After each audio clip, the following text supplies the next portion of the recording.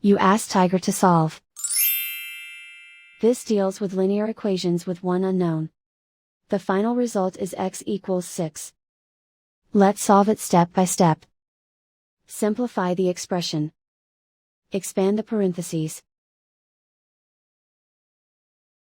Simplify the arithmetic. Group all x terms on the left side of the equation. Subtract 8x from both sides.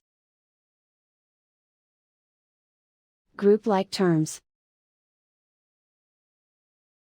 Simplify the arithmetic. Group like terms. Simplify the arithmetic. Group all constants on the right side of the equation. Add 20 to both sides. Simplify the arithmetic.